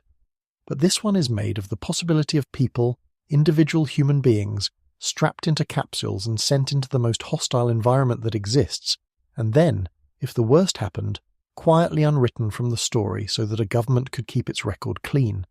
Even as a debunked claim, it forces a question that has real weight. How certain are we, really, that the dark up there is not holding anyone we were never told about? The honest answer for the specific lost cosmonauts is that they very likely never existed. But the honest answer to the larger question, in an age of secret states and hidden disasters, is a little less comfortable than we would like. There is a particular kind of dread in this that is different from everything else tonight. The rock and the forest and the star are cold, indifferent, enormous. This is small and warm and terrible. It is the image of a single voice, a woman's voice, panicked and alone, asking if she's going to crash, and then nothing, and then no one ever saying her name. Whether or not that voice was ever real, the fact that the era could have made it real, and hidden it, is the disturbing part, and it does not have a tidy address the way the knock on the hull did. You cannot fully close this file, not because the physics is unexplained, but because trust is not a thing you can measure with an instrument. It is worth being fair to the Judica Cordelia brothers too, because it would be easy to file them away as hoaxes and move on, and that is probably not the truth of it either. They were genuine enthusiasts, technically skilled, obsessed in the way that produces both great discoveries and great self-deceptions. They really did build a serious listening station. They really did capture real signals from the space age, including, by some accounts, legitimate transmissions from actual missions. The problem is not that they made everything up out of nothing. The problem is that they were listening at the edge of what their equipment could resolve, straining to pull voices out of static during an era saturated with secrecy and fear, wanting badly to hear something historic, and the human ear and the human mind are extraordinary machines for finding meaningful patterns in noise, even when the meaning is not there. A burst of static heard through headphones by someone desperate to hear a dying cosmonaut can become a fading heartbeat. A fragment of interference can become a woman's panicked voice. This is not lying. It is something more human and more forgivable than lying, and it is exactly why science insists on more than one person's interpretation of a faint signal before it will believe something extraordinary. But the reason the legend endures is not really about the brothers at all. It endures because it exploits a real and permanent gap in what we can ever know. We cannot prove a negative. We cannot go back and audit every launch, every telemetry stream, every classified decision made behind the walls of a closed state at the height of the Cold War. The archives that opened after the Soviet Union fell were vast, but no one can guarantee they were complete, and the institution that produced them had already demonstrated with the Netherlands disaster that it would bury its dead for decades when it judged that the truth was inconvenient. So the honest position is not, this definitely never happened. The honest position is, the specific evidence offered for it does not hold up, and there is no positive reason to believe it, but we are trusting incomplete records maintained by people who had hidden such things before. That is a colder comfort than a flat denial, and the discomfort of it is exactly what keeps the story alive. And underneath the specific claim sits a more permanent unease that no archive can dissolve. To go into space is to accept a level of risk and isolation that most human endeavours never approach, and the early years of it were run by states for whom appearances were a matter of national survival. It is not paranoid to wonder how many of the reaching for space stories from that era we have in full, and how many were quietly edited for the good of the program. The Lost Cosmonauts, as a specific tale, almost certainly did not happen, but the machinery that could have made them happen and hidden them was real, and we watched it hide the Netherlands dead in plain sight. That is the true thing the false story is built on, and it is why this entry earns a place above the flattened forest and the shattered city. Those were the universe hurting us. This is the possibility of us erasing each other, up there in the dark and calling it success. We have been circling closer and closer to home and to ourselves as this list has climbed. And now we arrive at the second to last entry, which brings the danger closer than any rock or any forest, because this one is not about something rare that visits from the deep dark. This one is about the single object in the sky you see every single day, the one you were taught to think of as the source of all life and warmth, and the one time, well within living memory, that it fired a shot capable of ending the modern world straight through the space our planet had left only 9 days before. On the 1st of September, 1859, An English astronomer named Richard Carrington was doing what he did most clear mornings, sketching the dark spots on the face of the sun through his telescope, when he saw something no one had ever recorded before. Two brilliant beads of white light flared up suddenly among the sunspots, blindingly bright, and faded within minutes. He had just watched a solar flare erupt in real time, a release of energy from the sun so violent that it outshone the surface around it. Carrington did not yet know what he had seen, but within a day, the rest of the world would find out, because what that flare sent toward Earth arrived, and it turned the sky itself into something out of a fever dream. What followed is still, more than a century and a half later, the most intense geomagnetic storm ever recorded, and we call it the Carrington event. The flare Carrington saw was accompanied by an enormous eruption of charged particles from the sun, a coronal mass ejection, a cloud of solar material flung out into space, and this one was aimed at us. When it struck the Earth's magnetic field, the effects were like nothing anyone had experienced. Auroras, the northern and southern lights that normally hug the polar regions, blazed across the sky as far south as the Caribbean, as far as Cuba, so bright that people in the tropics woke thinking it was dawn, so bright that you could reportedly read a newspaper by their light in the middle of the night. Gold miners in the Rocky Mountains got up and started making breakfast, fooled into thinking morning had come. And then there were the wires. In 1859, the most advanced technology on Earth was the telegraph, the great network of wires that had begun to lace the continents together, the closest thing that century had to an internet. And the storm went straight into it. Telegraph systems across Europe and North America surged with electrical current induced by the writhing magnetic field. Sparks leapt from equipment, operators received shocks, some telegraph offices caught fire, and in one of the eeriest details of all, some operators found they could disconnect their batteries entirely and keep sending messages using nothing but the electrical current the storm itself was pushing through the wires. The sky was powering the machines. For a day, the sun had reached down and taken hold of humanity's most sophisticated network and made it do whatever it wanted. In 1859, this was a marvel and an inconvenience. A continent-scale electrical surge in a world of telegraph wires meant some burned offices, some shocked operators, some interrupted messages, and an unforgettable light show. The damage was real but limited, because the world was not yet plugged in deeply enough for the sun to do it real harm. But we do not live in that world anymore.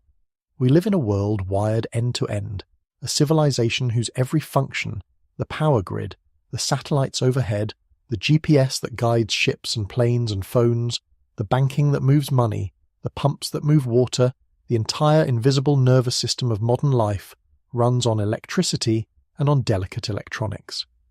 And that entire nervous system is exactly the kind of thing a Carrington-class storm reaches out and grabs. The experts who study this are not vague about what a direct hit would do. A geomagnetic storm on the scale of 1859, striking the world we actually live in now, is widely expected to collapse large sections of the electrical grid. It would induce enormous currents in the long transmission lines, and those currents would destroy the giant, hard-to-replace high-voltage transformers that the grid depends on, the ones that take months or years to manufacture, and that we do not keep in great numbers of spares. It could knock out satellites. It could darken cities not for hours but for weeks, months, in the worst modelling even longer, across whole continents. The economic damage estimates for a direct modern hit run into the trillions of dollars. This is not a fringe scenario dreamed up to frighten you. It is a mainstream assessment of a known, understood, entirely natural event, one that has already happened once, that our own infrastructure is genuinely vulnerable to. And here is where this entry stops being history and becomes something that should raise the hair on your arms. Because the Carrington event was not the last time the sun fired a shot like that. It was only the last time one hit. On July 23rd, 2012, the sun launched another one. A coronal mass ejection erupted from its surface that researchers who studied it afterward judged to be at least as powerful as the Carrington event, a full-scale, civilization-threatening solar storm, every bit the equal of the one that set telegraph offices on fire in 1859, and it tore across the Earth's orbit, through the exact region of space our planet travels through, at enormous speed. It missed us, and I need you to understand exactly how it missed us, because it is the most unsettling near miss on this entire list. It did not miss us by veering off in some other direction. It crossed the very path the Earth rides around the sun, It passed through the specific stretch of that orbit that our planet occupies. It simply passed through it about 9 days after the Earth had been there. 9 days. That is the entire margin. If that eruption had happened 9 days earlier, or if the Earth in its orbit had been 9 days further along, the storm would have struck us head-on, a Carrington event delivered to a civilization utterly dependent on the electronics it destroys. Now hold the ordinariness of those 9 days in your mind, because that is where the dread actually lives. Think about what you were doing in late July of 2012. It was an ordinary summer. Nothing happened. There was no warning, no news, no sirens, because the storm passed through empty space and hurt no one, and most of the world never knew it happened at all. You went about your life that July, entirely unaware that the single object that keeps you alive had just fired a round capable of ending the modern world through the space your planet had occupied a week and a half before. The sun does not aim. It does not warn. It simply erupts on its own schedule, indifferent to whether we happen to be standing in the way. And once, well inside living memory, on a completely ordinary summer day, we were not standing there only because of the timing of an orbit, the same blind, indifferent timing that spared a city from Tunguska. That is why the sun sits at number 2, above the hidden cosmonauts, above the flattened forest, above every mystery in the first half of this list, because it is the only entry that is both completely understood and still completely loaded. There is no ghost here to explain away. We know exactly what the sun did in 1859, and exactly what it did in 2012, and exactly what it would do to us on a direct hit. The knowledge changes nothing. The threat is not lurking in some gap in our understanding. It is sitting in plain sight, 93 million miles away, in the warm, familiar, life-giving star you've been taught since childhood to think of as the safest thing in the sky. It has already fired the shot that could end this. It has already, once, put that shot through the space we had just left. And the only real question left is the calendar. It is worth understanding the physical chain of events, because it makes the threat concrete rather than abstract. A coronal mass ejection is not light, and it is not radiation in the everyday sense. It is a vast cloud of magnetized plasma, billions of tons of charged particles, physically hurled off the sun and racing across space. When such a cloud strikes the Earth's magnetic field, it does not pass harmlessly by. It compresses and shakes that field violently, and a changing magnetic field, by one of the most basic laws of physics, induces electric currents in any conductor sitting inside it. The Earth's surface in the modern age is covered in conductors, thousands upon thousands of miles of power lines, strung continent to continent, essentially enormous antennas we have unrolled across the whole planet. A great geomagnetic storm drives huge, slow, direct currents through those lines, currents the grid was never designed to carry, and those currents flow into the transformers at the hearts of our power stations and cook them from the inside. And the transformers are the quiet vulnerability almost no one thinks about. The largest high-voltage transformers are not things you buy off a shelf. They are custom-built, often to order, frequently manufactured overseas, each one the size of a house and weighing hundreds of tons, and the world does not keep many spares because they are supposed to last for decades. Destroy a handful of them in a single localized failure, and you have a serious problem. Destroy hundreds of them across a continent all at once, in a single storm, and you have something that has no quick fix, because you cannot simply replace what takes months or years to build and what you do not have in stock. That is the real texture of a Carrington-class hit on the modern world. Not a dramatic explosion, but a continent going dark and staying dark, not for hours but for weeks or months, while the machines that would restore the power are themselves destroyed and slow to rebuild, and everything that depends on electricity, which is now very nearly everything, waits. Now set that fully understood scenario against the calendar of 2012 and feel the strangeness of it again.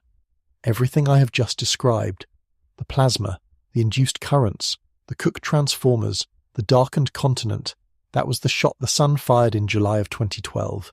It was real. It happened. The cloud erupted and crossed our orbit at full strength. The only variable that came out in our favour was where the Earth happened to be along its track, and the Earth happened to have passed that point about 9 days earlier. There was no shield, no clever defence, no early warning system that saved us. There was only the geometry of an orbit and the timing of an eruption, the same blind indifference of celestial clockwork that spared a city from Tunguska, deciding, once again, entirely without our input, whether the modern world kept its lights on. We were not protected. We were merely, that July, not standing there. We have come a long way tonight, from a valley of lights you could drive to, all the way to the sun itself reaching for the modern world and missing by 9 days. And at every step I have kept one promise in reserve, the promise I made you at the very beginning. I told you that the single most disturbing event in space is not a catastrophe at all. It is not the sun. It is not the rock or the forest or the hidden dead. It is not a threat to your life in any way. It is quieter than all of that, and stranger, and in the end it is the one that stays with you longest, because it is the one we will never ever get to answer. It came from another star. It moved in a way nothing natural should move, and it left our solar system for good before we could take a single proper look. On the 19th of October 2017, a telescope on a mountaintop in Hawaii, a survey instrument called Pan-STARRS 1, caught a faint smudge of light moving against the stars. At first it looked like the thousands of ordinary things such telescopes catch, a comet, an asteroid, some small wanderer of our own solar system drifting along a familiar loop around the sun. But as the astronomers tracked it over the following nights and worked out its path, they realized they were looking at something no human being had ever confirmed before. This object was not on a loop. It was not orbiting the sun and never had been. Its path was open, hyperbolic, a trajectory that came in from the depths of interstellar space, swung once around our sun, and was already leaving, never to return. It had come from another star. It was the first confirmed interstellar object ever detected passing through our solar system, and they gave it a Hawaiian name. Oumuamua, meaning, roughly, a scout, a messenger reaching out from the distant past. Think about what that alone means before we even get to what was strange about it. Everything you have ever seen in the night sky, every planet, every comet, every asteroid, belongs to our sun, born from the same cloud of gas and dust, bound to the same family, circling the same fire. In all of human history we had never once, with certainty, touched something that belonged to a different star. And here, suddenly, was a piece of another solar system, a fragment that had been travelling through the empty dark between the stars for what may have been millions or hundreds of millions of years, passing through our neighbourhood, close enough to study for the very first time. That by itself would earn a place on any list of the most remarkable events in the history of astronomy. But Oumuamua did not stop at merely being from somewhere else. It behaved in almost every way we could measure, like nothing we understood. Start with its shape. As astronomers watched it, its brightness swung up and down dramatically and rapidly, far more than a normal object does. The only way to make sense of such a large, fast swing in brightness is if the object is wildly elongated and tumbling, turning end over end so that at one moment we see its long side, bright and broad, and a little later we see it end on, dim and narrow. The early estimates that came out of this were startling. Something several times longer than it was wide, a strange cigar-shaped or possibly flat sheet-like object, cartwheeling through space. Nothing in our own solar system, none of the asteroids or comets we know, has quite that extreme a shape. It was red, deeply red, the colour of something that has been bombarded by cosmic radiation for ages in the deep freeze between the stars, and it was small, only a few hundred metres at most across its long dimension. But the shape was not the real problem. The real problem, the thing that turned Oumuamua from a curiosity into a genuine and lasting mystery, was how it moved. When a comet from our own system swings around the sun and gets warm, its ices turn to gas, and it grows a glowing tail, a coma, a great streaming cloud of released material. That escaping gas acts like a tiny rocket, and it can give the comet a small extra push, a non-gravitational acceleration, a nudge that gravity alone does not account for. So when astronomers measured Oumuamua leaving the sun and found that it too was accelerating slightly, more than gravity alone could explain, that would normally be an easy story to tell. It is a comet. It is outgassing. The escaping gas is pushing it. Except Oumuamua had no tail, no coma, no visible gas or dust of any kind. Astronomers looked, hard, with good instruments, and saw none of the streaming material that a comet uses to push itself. And that is a real contradiction, not a poetic one. Here was an object accelerating as though something were pushing it, and no visible sign of anything doing the pushing. A tailless object that speeds up is a genuine puzzle, the kind that keeps scientists awake, because it means either our observation missed something, or the object was doing something we did not expect matter to do. The natural explanations that have been offered are careful and clever, and I want to give them their due, because they are almost certainly closer to the truth than anything more exotic. One leading idea, developed in detail a few years after the encounter, is that Oumuamua was releasing hydrogen gas, molecular hydrogen, that had built up inside its water ice over its long journey as cosmic rays processed the ice, and that when it warmed near the sun, that trapped hydrogen escaped, invisible to our instruments, and pushed it. Another proposal held that the object was made largely of nitrogen ice, a shard chipped off the frozen surface of a Pluto-like world in some distant system, which would shed material we could not easily see.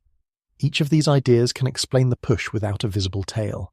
Each of them also carries its own difficulties and tensions with the data. None of them has been able to fully close the case, and then there is the other proposal, the one that made headlines around the world, advanced most prominently by the Harvard astronomer Avi Loeb.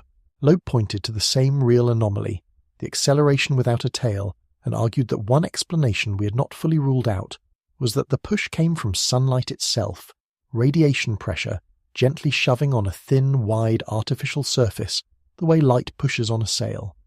In that reading, Oumuamua's strange motion and strange shape might be signs that it was not natural at all, but a piece of technology, a fragment of a light sail or a probe, drifting derelict between the stars.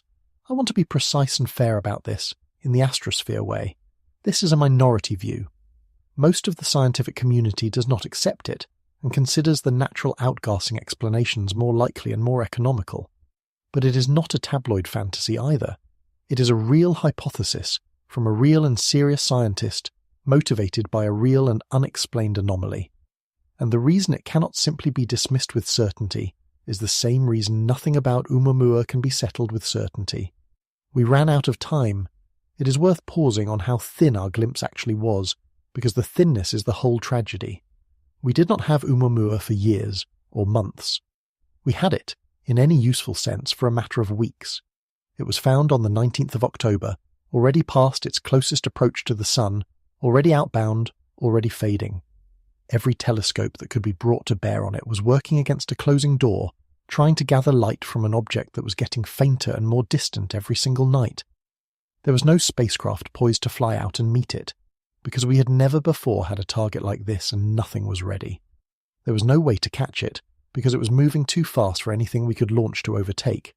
All we could do was point our best instruments at a receding speck and measure what we could before it slipped past the limit of visibility, and then watch it go. The single most extraordinary object ever to enter our solar system, the first confirmed piece of another star we had ever been able to study, and we got it for a few weeks of fading light, and then never again. And this is where a second, colder thought arrives, one that reframes the whole encounter. If Oumuamua was the first interstellar object we ever confirmed, that does not mean it was the first one to come. It almost certainly was not. Space is old and vast, and objects like this have presumably been drifting between the stars and passing through solar systems, including our own, for billions of years. The only thing that was new in 2017 was not the visitor. It was us, and specifically it was that our survey telescopes had finally, recently, become good enough to catch one at all. Which means the honest implication is not that Oumuamua was unique. The honest implication is that others have passed through before, many of them, unseen, back when we did not have the eyes to notice, and that others are very likely passing through the outer solar system right now, dark and silent and unremarked, while we look elsewhere. We did not discover that interstellar objects visit us. We discovered that we had been failing to notice them the whole time.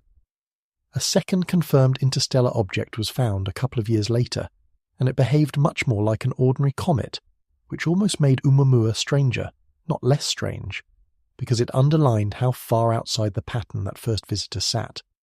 Hold those two facts together, because their combination is the exact source of the dread.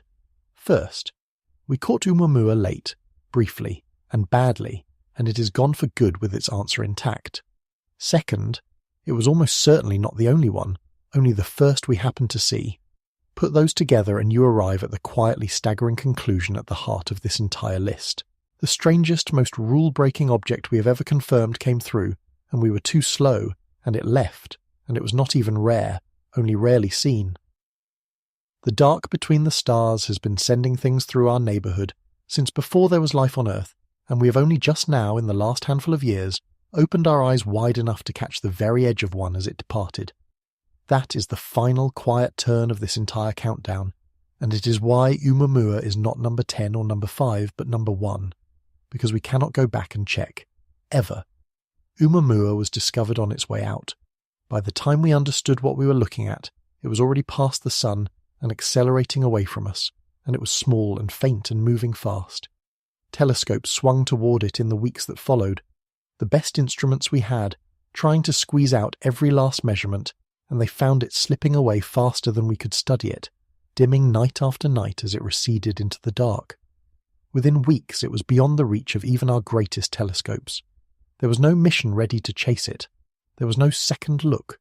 The window to study the first confirmed visitor from another star opened and closed almost in the same motion, and by the time we fully grasped how strange it was already gone. Let me put you there, at the end, out past the orbits of the planets, in the cold and the dark where it went. Come out with me, away from the sun, away from the warm and crowded inner solar system, into the deep quiet where the sun is just the brightest star among many. And there it is, ahead of us, receding. A dark, red, tumbling shard, longer than it is wide, turning slowly end over end as it has for uncounted ages, giving off no light of its own, no tail, no glow, nothing. And yet, if you watch it closely against the fixed and distant stars, you can see that it is speeding up very slightly, pushed by something you cannot see, carried outward and away from our sun by a force with no visible cause. Now turn, in your mind, and look back the way we came, toward the small blue point where we live, where on that world telescopes are wheeling around to find it and coming up empty, where the light is already too faint, the object already too fast, the moment already passing, and feel the exact shape of what is happening. This is not fear. Nothing out here is going to hurt you. This is loss. A question came all the way from another star, passed close enough to touch, hung in front of us for a few short weeks, and is now leaving forever, taking its own answer with it into a dark it will not come out of again for millions of years, if ever. And the quietest, most disturbing thought of all waits underneath it.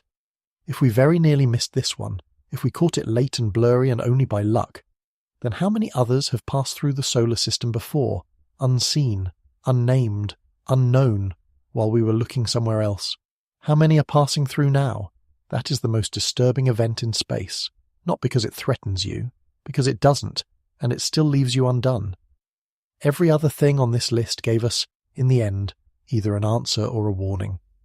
Hessdalen gave us dust and rock. The music behind the moon gave us 2 radios. The knock in the vacuum gave us flexing metal. Tabby's star gave us a cloud of debris. The pioneers gave us their own escaping heat. Chelyabinsk and Tunguska gave us a warning about the sky, and the sun gave us a warning about itself. All of those, in their different ways, closed. Oumuamua is the one that stays open. It is the pure form of the feeling this whole night has been built around, the feeling you first met softly as a light rose off a Norwegian valley floor and would not quite tell you what it was, the leaning forward, the sharpened attention at the edge of the explainable, except here the edge is not a light in a valley. It is another star's messenger, and it is walking away from us into the dark, and it is not coming back. Which brings us back at the very end to where we started, to you, lying still under an ordinary sky. Remember how it looked at the beginning of tonight. Fixed points, patient, safe, the settled, finished thing it has always seemed. I hope it looks a little different now, because behind that calm surface sits everything we have just walked through. Lights no one can fully explain, sounds where there should be silence, a star that dimmed like a machine, probes drifting as if gravity were wrong, rocks that arrive without warning, a sun that has already fired its shot, and, somewhere out past the planets, a dark red shard from another star still tumbling, still leaving, carrying an answer we will never have. The sky has a long history of surprising the people who watch it most closely. Not the careless, the careful. The astronomers, the pilots, the trackers, The ones paying the very closest attention, again and again, look at their instruments and cannot say what they are seeing. And here is the thing I want you to carry out of this gently as you drift off. That edge, the dark edge around the bright circle of everything we know, is not a wall, it is a shoreline. And the tide is still going out, still uncovering new strangeness, still handing us events we did not expect and cannot immediately explain. The right response to a sky like that was never fear. It was attention. It was wonder. It was the willingness to keep looking out at the dark water, knowing it will surprise us again, and being glad in some deep and quiet way that it still can. The most disturbing event in space turned out not to be a catastrophe at all. It was a question that left before we could answer it, and the sky is full of them, still passing, still leaving, still waiting for a species patient enough and awake enough to be looking the next time one comes through.